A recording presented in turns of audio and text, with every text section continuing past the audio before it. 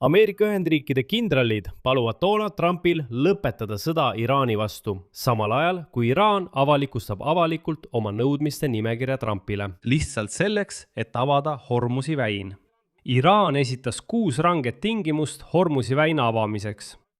Tegelikult ultimaatum, pärast mida sõja jätkamise loogika Ameerika poole jaoks hakkas täielikult kokku varisema.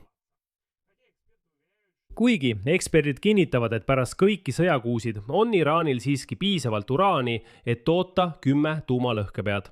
Kuigi ma tuletan meelde,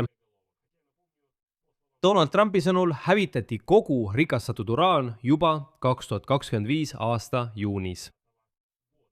Selle taustal veenab USA staabiülemate ühendkomitee esimees kindral Dan Kane privaatselt Donald Trumpi nõunikke, et sõda Iraaniga tuleb lõpetada, sest edasine sõjaline eskalatsioon võib anda vastupidise efekti.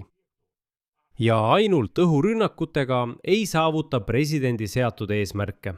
Lõpuks ei suuda USA praeguses tempos enam kuidagi võita, aga Iraan, mõistes seda, esitab USA-le üha karmimaid ultimaatumeid, nagu ta teeb seda juba täna üsna julgelt. Selles saates analüüsime Teherani ultimaatumit ja seda, kuidas sellele reageerivad Ameerika Ühendriikide kõrged sõjaväelased. Minu nimi on Aleksei Petši, arutame seda teemat koos, aga enne kui alustame, palun tellige see YouTube'i kanal. Kontrollige kohe selle video all, kas tellimisnupp on vajutatud, kui te äkki vaatate, aga pole veel tellinud. Olen tänulik, kui võtate hetke ja ikkagi tellite selle kanali. Me liigume 300 000 tellija piiri poole. Seega on iga tellimus väga oluline. Alustame siis Teherani ultimaatumist, sest just see annab kogu toimuvale tooni. Trump viis oma sõjaga asja sinnamaani, et Iraan teatas avalikult, et nüüd peab Ameerika president Iraani ees vabandama ja maksma neile 10 miljardeid dollareid.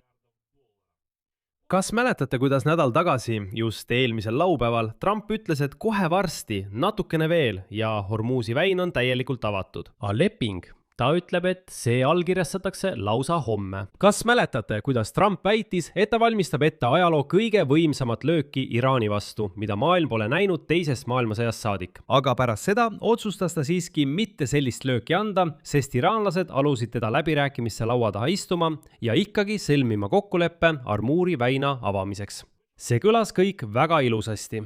Ja kui uskuda Donald Trumpi ja tema ministreid, siis juba sel nädalal pidi Hormuzi väin juba avatud olema ja iraanlased pidid ilmselt vabandama selle eest, et nad üldse julgesid selle kinni panna.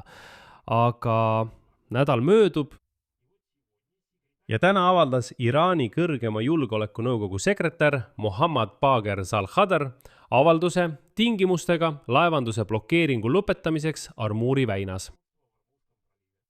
Tuletan veel kord meelde, nädal tagasi kinnitas Trump, et kõik tingimused on juba allkirjastatud. Kõik on juba valmis.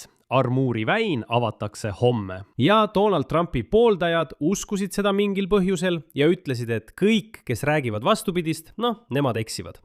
Nädal on möödas ja nüüd edasi. Toon teile tsitaadi Zalkhadra avaldusest.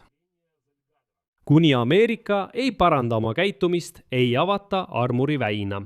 Ja Iraanil on kõigist Trumpi avaldustest täiesti ükskõik. Seejärel loetles Zalkhadr täpselt, mida tähendab. Just see Ameerika Ühendriikide käitumise parandamine. Need on 6 konkreetset punkti. Tegelikult on see avalikult esitatud 6-punktiline ultimaatum Ameerika Ühendriikidele, et Iraan nõustuks avama Hormuzi väina. Niisiis, esimene punkt. Edasi ma tsiteerin otse. Mitte kunagi ega mingil kujul ei tohi Iraanile ähvardusi esitada ega selle rahva pühadusi solvata. Ja Donald Trump peab selle kohustuse rahulepingus fikseerima ja sellele alla kirjutama, et USA ei ähvarda enam kunagi ega solva Iraani rahva pühadusi. Teiseks. Lõpetada igaveseks sõjad ja agressioon Iraani ning Iraani liitlaste vastu Liibanonis, Palestiinas, Jeemenis ja Iraagis. See tähendab, et nõue ei puuduta enam ainult Iraani ennast, vaid kogu tema piirkondlike liitlaste võrgustikku, kogu Iraani proksijõudude võrgustikku.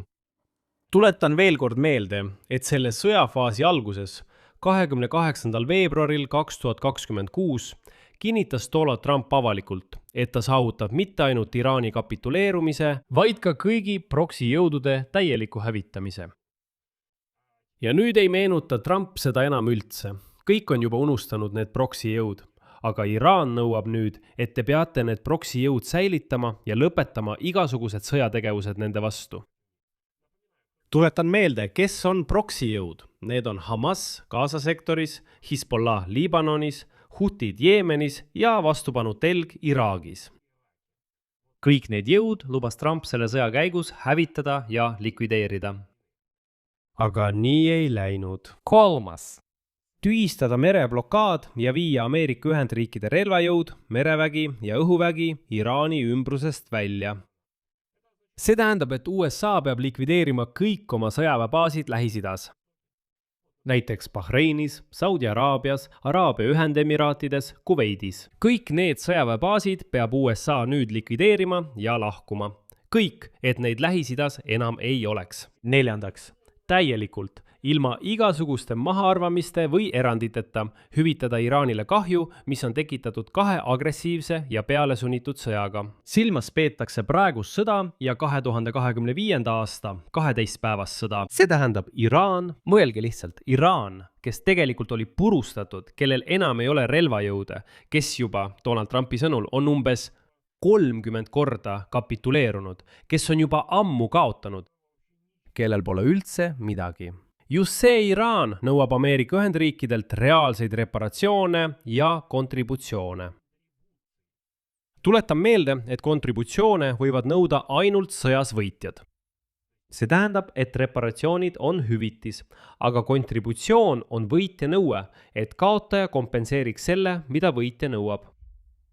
5. Tühistada kõik ebaõiglased ja ebaseaduslikud sanktsioonid Iraani rahva vastu. 6. Tingimuseta vabastada külmutatud ja röövitud Iraani rahva varad.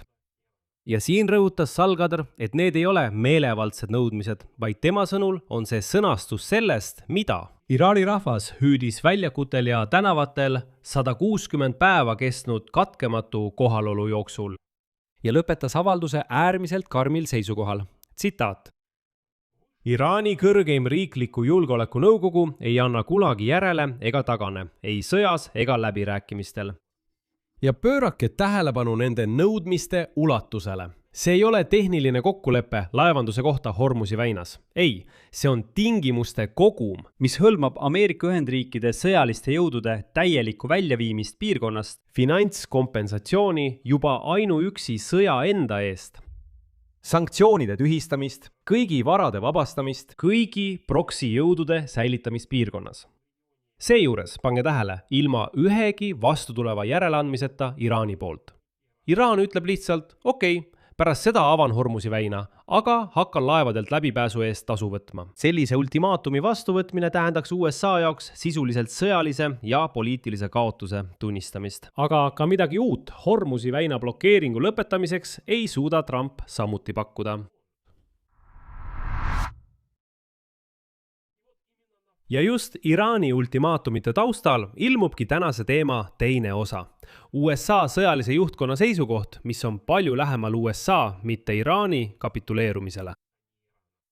CNN-i andmetel, viidates 3 allikale viimastel nädalatel, ühendatud staabiülemate komitee esimees kindral Dan Kane andis viimastel nädalatel eraviisiliselt selgelt mõista teistele Donald Trumpi kõrgetele nõunikele, et Ameerika Ühendriigid peavad leidma väljapääsu sõjast Iraaniga, sest sõjalised eskalatsiooni variandid, mis praegu laual on, võivad viia vastupidise tulemuseni ja ainult õhuvägi ei suuda tõenäoliselt saavutada president Donald Trumpi poolt seatud eesmärke. Pealegi ei ole Dan Kane selles seisukohas üksi. Ta arutas neid muresid ja võimalusi konflikti lõpetamiseks teiste võtmetähtsusega kabineti liikmetega, sealhulgas CIA direktori John Ratcliffe'iga, USA välisministri Mark Rubio ja asepresidendi J.D. Vance'iga. Allikate andmetel koordineeris kõrgeim Ameerika sõjaväelane hiljuti oma seisukohta nende mõttekaaslastega Trumpi nõunike seas, et tagada asutuste vaheline kooskõla ja esitada USA presidendile ühtne sõnum enne kohtumisi. et sõjalise eskalatsiooni puhul on selged piirid ja varjatud ohud, sealhulgas variandid, mis ei hõlma maismaajõudude saatmist. Nagu öeldakse, kõik, mida oli võimalik saavutada õhurünnakutega, on saavutatud. Edasi on juba lagi, millesse Ameerika sõjaväelased on peaga vastu jooksnud. Ja mis meil siis on? Peaaegu 6 kuud pärast konflikti algust, mis algas, tuletan meelde, nädalade pikkuste avaldustega, et Iraani sõjaline potentsiaal on täielikult hävitatud. Iraanil pole enam rakette ega laevu, üldse mitte midagi.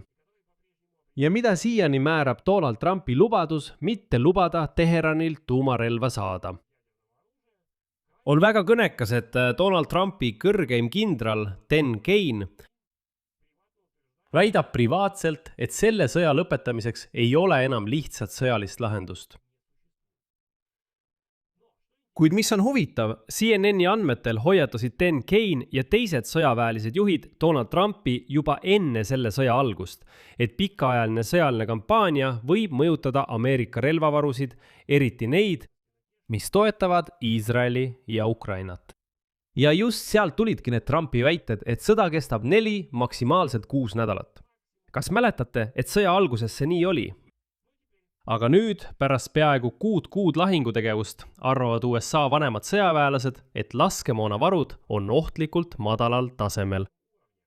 Dan Kane tõstatas küsimusi Ameerika laskemoonavarude vähenemise kohta vähemalt 2 hiljutisel kohtumisel Trumpiga, kus arutati võimalikke konflikti eskaleerumise variante. Samal ajal tundub, et Trumpi ennast ärritab mitte niivõrd laskemoonapuuduse probleem ise, kui hoopis see, et see teave on saanud avalikkusele teatavaks. Ta esitas oma etteheited eelmisel nädalal toimunud kohtumisel ministrite kabinetiga, tuletan meelde. See tähendab, et sõjaväelased ütlevad presidendile, kuulge, me ei ole lihtsalt füüsiliselt valmis edasiseks eskalatsiooniks. Ja president käsitleb seda eelkõige maine probleemina, mis takistab tal Iraaniga läbirääkimistel tugevana näida.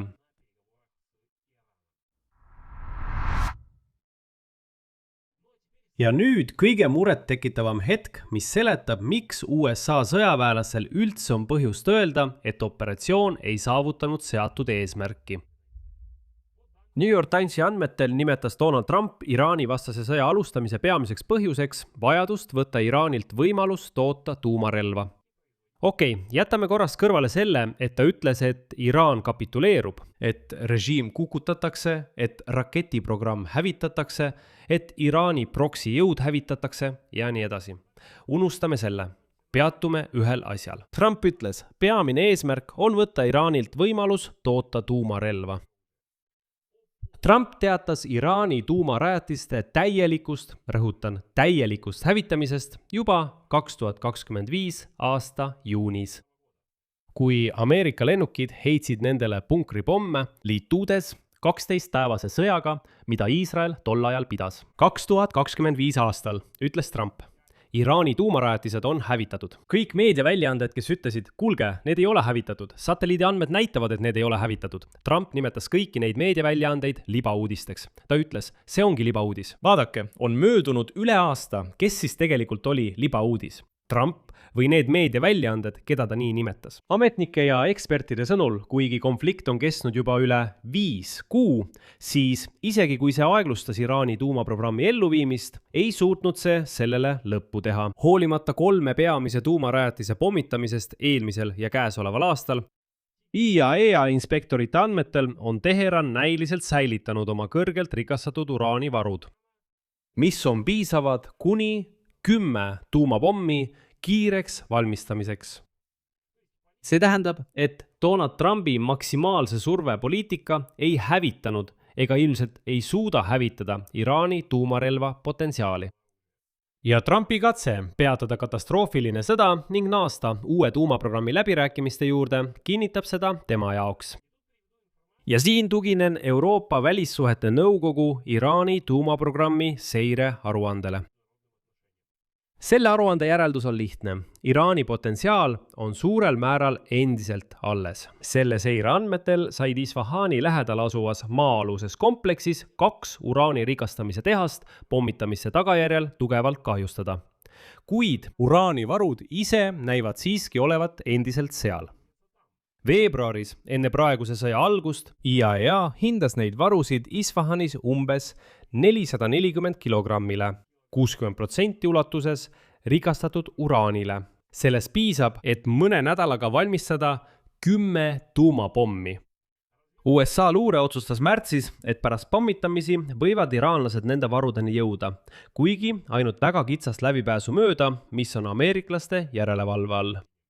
Samuti märgitakse, et pommid võivad valmida vähem kui aastaga. Mis meil siis lõpuks on? Iraan esitab ultimaatumi, mis sisuliselt nõuab juba Ameerika Ühendriikide täielikku kapituleerumist piirkonnas. See tähendab vägede väljaviimist, kompensatsiooni, sanktsioonide tühistamist ja seda kõike ilma ühegi vastastikuse järeleandmiseta. Samal ajal veenab USA kõrgeim sõjaline juhtkond, sealhulgas riigi kõige mõjukam kindral, Trumpi privaatselt, et sõjalise surve suurendamine on mõttetu ja mis veelgi enam, see on ohtlik, sest laskemoonavarud on ohtlikult madalal tasemel ja eskalatsioon võib lõpuks pöörduda USA enda vastu. Ja kõige selle taustal selgub, et sõja deklareeritud eesmärk, see tähendab võtta Iraanilt võimalus luua tuumarelva, polegi saavutatud. Teheranil on endiselt piisavalt uraani 10 pommi jaoks. Tekib nõiaring, millest Trumpi administratsioonil pole enam head väljapääsu. Võtta vastu Iraani ultimaatumi tingimused tähendab avalikult tunnistada kaotust sõjas, mis pidi näitama Ameerika jõudu. Jätkata sõjalist eskalatsiooni, aga omaenda kindralite sõnul on see riskantne ja vaevalt annab tulemusi praeguse varude ammendumise juures. Ja selle sõja peamine ametlik eesmärk ehk Iraani tuuma desarmeerimine ei ole, vähemalt IAEA andmete ja ekspertide hinnangute põhjal täidetud. Vaatamata 5 kuu pikkustele rünnakutele ja Donald Trumpi poolt üle aasta tagasi välja kuulutatud Iraani tuumarajatiste täielikule hävitamisele, Trump, nagu öeldakse, on end sõdimisega tupikusse viinud. Siia panen 3 punkti, teie arvamus, teie järeldused, kirjutage kommentaaridesse selle video alla, tellige kanal, vajutage kellukesele ja ärge unustage panna laiki. Sellega on kõik, hoidke end, kõike head!